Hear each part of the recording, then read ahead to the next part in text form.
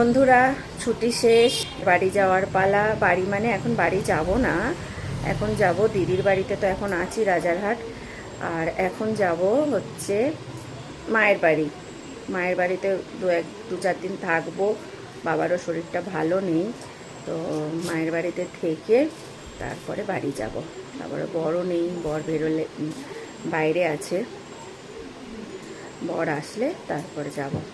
তো চলো, নিজের গন্তব্যস্থলে তো যেতেই হবে, কিচ্ছু করার নেই। তো তোমরা ওই গরমের ছুটিতে কারা কোথায় কোথায় ঘুরতে গেলে জানিও। আমাদের তো আর বাইরে কোথাও যাওয়া হলো না।